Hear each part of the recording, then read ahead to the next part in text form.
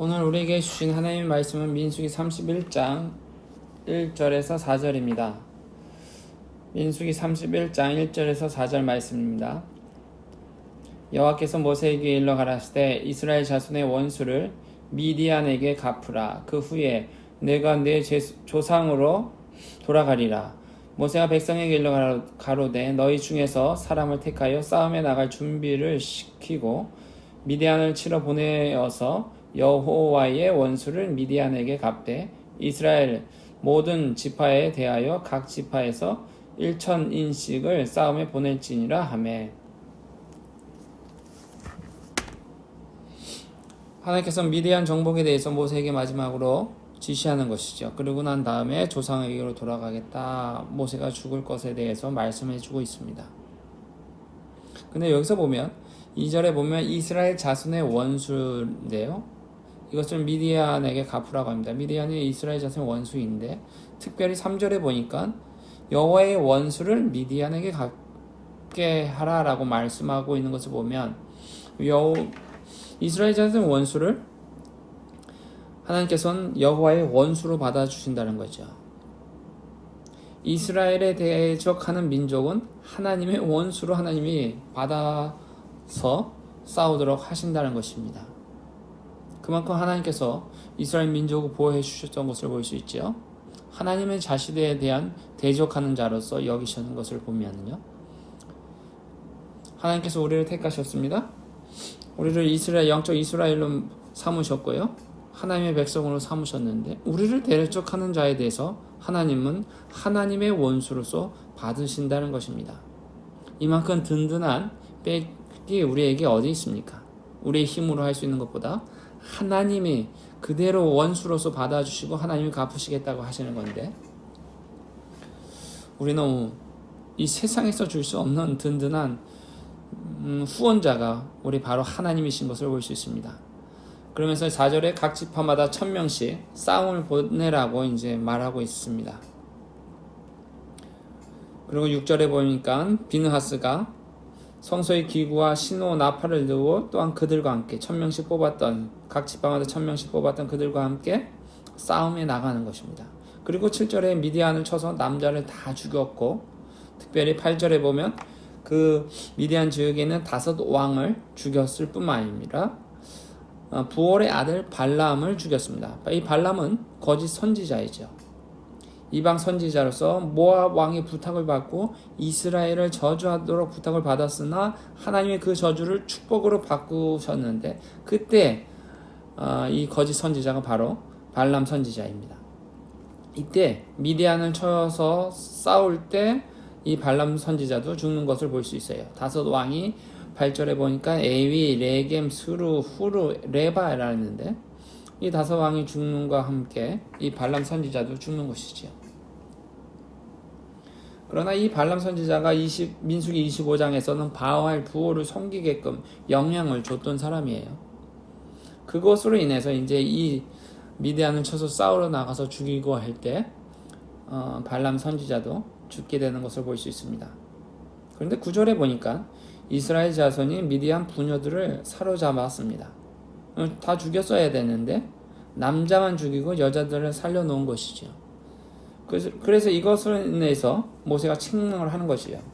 민수기 25장의 사건을 기억하고 다 죽였어야 했는데 그렇지 않았다고 하면서 모세가 책망합니다. 15절에 보니까 왜 여자를 살려두었냐? 16절에 발람의 꾀 부올의 사건으로 인해서 연병으로 우리가 죽지 않았냐? 이것에 대해서 이제 책망을 하는 것을 볼 수 있습니다. 모세가. 그리고 18절에 보니까 사내를 알지 못한 여인만 살려두고 다 죽이라고 얘기합니다. 이렇게 해서 미디안에 있는 사람들과 싸워서 이기는 것을 볼 수 있습니다. 그러고 나서 이 19절에 보니까 7일 동안 진 밖에 주둔하라고 합니다. 싸움에 나갔던 사람들 정결케 해야 되는 것이죠. 이 사람들이 싸워서 시체를 만지기도 하고 이랬던 것이기 때문에 정결의 의식을 거쳐서 이스라엘 진영에 들어올 수 있었는데 그래서 3일과 7일째에는 몸을 깨끗이 했습니다. 정결케 하는 물로 씻었던 것이죠. 그리고 24절에 보니까 7일에는 옷을 빨고 깨끗이 하고 진에 들어왔던 것을 볼 수 있습니다. 근데 탈취물에 대해서도 정결케 해야 되는 것이죠. 이방의 물건이었는데 하나님께 들어오기 위해서는 정결케 하는 예식을 거쳐야 되는 것이었는데 그것이 뭐냐면 불과 물로 정결케 했던 것을 볼 수 있습니다. 불에 견딜 수 있는 것은 불로 지나고 불에 견디지 못하는 것은 물로 지나게 했던 것을 볼 수 있어요. 22절과 23절 읽겠습니다. 금은 동, 철과 상납과 나베, 무릎, 불에 견딜 만한 물건은 불을 지나게 하라. 그리하면 깨끗하려니와 오히려 정결케 하는 물로 그것을 깨끗게 할 것이며 무릇 불에 견디지 못할 모든 것은 물을 지나게 할 것이니라. 하면서 이제 불과 물로 정결케 하면서 탈취한 물건들 이렇게 정결케 했던 것을 볼 수 있습니다. 하나님 앞에 들어오는 데는 정결해야 되는 거예요. 그래서 사람의 시체를 만졌던 사람들, 그 사람들도 정결의 의식을 거쳐야 됐던 것을 볼 수 있습니다. 우리가 하나님 앞에 갈 때 이 정결케 하면서 나가야 되는 것을 볼 수 있어요. 그냥 막 하지 마시고요. 우리가 예배 드리는 데 있어서 정결케 하는 것은 무엇일까요? 예수님을 의지하고 나가는 거예요. 우리가 이 시대에서는요. 예수님을 붙잡고 예수 그리스도가 행하셨던 그 의를 붙잡고 우리가 하나님 앞에 나가서 예배드리는 것입니다. 그리고 이 싸움, 미디안과의 싸워서 이겼던 탈취물에 대해서 분배를 하는 것이 계속 31장 25절에서 54절에 나오는데 27절에 보니까 반은 2분의 1은 군인에게 줬습니다. 그리고 2분의 1은 반은 백성들한테 회중한테 줍니다. 싸움에 나가지 않았던 사람들, 싸움에 나갔던 사람 군인들한테는 반을 주고 모든 회중한테는 반을 줬습니다. 그리고 거기에서 이제 하나님 앞에 드려야 하는 것을 또 따로 구분했었는데 군인들 중에서 28절에 보니까 500분의 1 군인들이 2분의 1을 받았는데 거기에서 500분의 1을 군인들이 하나님께 드리고 그것을 제사장 엘리아셀에게 줬던 것을 볼 수 있습니다. 그리고 회중에서는 50분의 1을 드리고 하나님 앞에 드리고 30절에요. 그리고 레위인에게 줬던 것을 볼 수 있습니다. 그래서 모두가 골고루 탈취물을 나눌 수 있는 그것을 하나님께서 말씀해 주었던 것을 볼 수 있죠. 그리고 32장으로 한번 볼게요. 32장에 보니까 르우벤 자손과 갓 자손이 32장 1절에 보니까 르우벤 자손과 갓 자손이 심히 많은 가축의 떼가 있었더라라고 표현하고 있습니다. 그래서 가축이 너무 많았는데 이 요단 동편의 땅들을 보니까 야살 땅과 길리앗 땅을 보니까 가축 키우는데 적당한 거예요. 그래서 모세한테 요청하는 것입니다. 우리가 여기에 있기를 원한다라고 하면서. 그랬더니 모세가 이것을 듣고 좀 당황하는 거예요. 공동체에서 이탈하는 거로 여겼기 때문에 모세가 당황했습니다. 왜냐하면 이제 우리가 가야 할 것은 요단 동편이 아니었고 요단 서편이었습니다. 가나안 땅은 서편이었는데 하나님이 약속하신 땅은 서편이었는데 그 가기도 전에 르우벤과 갓지파니가 여기가 좋사오니 여기에 머물겠다라고 하는 거니까. 그래서 당황했는데 그러면서 7절에 모세가 이렇게 이야기합니다. 너희가 어찌하여 이스라엘 자손을 낙심케 하여 여호와께서 그들에게 주신 땅으로 건너갈 수 없게 하려느냐 하면서 가데스 바네아에서 믿음이 없어가지고 40년 광야 생활했던 것들이 있지 않냐라고 하면서 이런 얘기를 하는데 르우벤과 갓지파가 이렇게 얘기합니다. 17절과 18절에 보니까 가족을 위해서 서금업에 거한 후에 우리가 무장하고 앞장서서 싸우겠다라고 합니다. 요단 서편에 나갈 때 우리가 앞장서서 나가겠다. 끝까지 그 땅을 취할 때까지 선두에서서 싸워서 나가겠다라고 얘기하는 것이요.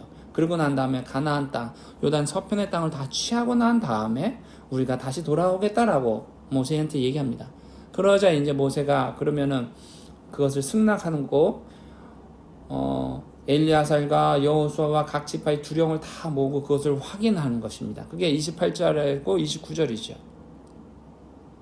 29절에 보니까 모세가 그들에게 이르되 갓 자손과 르우벤 자손이 만일 각기 무장하고 너희와 함께 요단을 건너가서 여호와 앞에서 싸워서 그 땅이 너희 앞에 항복하기에 이르거든 길리앗 땅을 그들에게 산업으로 줄 것이니라.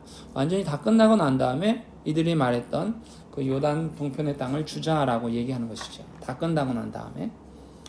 그리고 나서 33절에 보니까 갓 자손, 르우벤 자손, 므낫세 반지파의 땅을 아모리네 왕 시온과 바산 왕 국토의 땅을 이제 서로 이제 잘 이 사람들한테 갓 자손과 르우벤과 므낫세 반 주파에게 주자라고 얘기하는 거예요.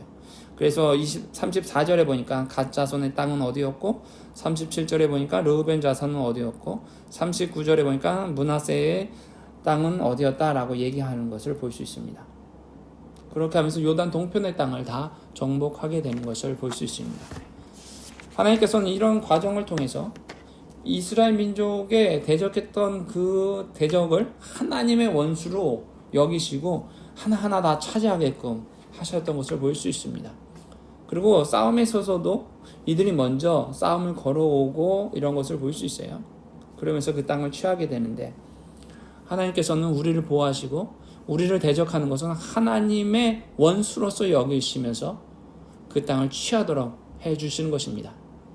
그렇기 때문에 우리가 두려워할 이유가 없습니다. 우리를 대적하는 자를 어떻게 해야 될까? 두려워할 이유가 없어요. 하나님이 해결해 주십니다. 하나님께서 싸울 힘을 주시고 하나님께서 싸우라고 명령하셨을 때 그 땅을 취할 수 있는 은혜가 우리에게 주시는 것입니다. 늘 하나님을 의지하며 믿음으로 살아가는 우리들 되시기를 간절히 소망합니다.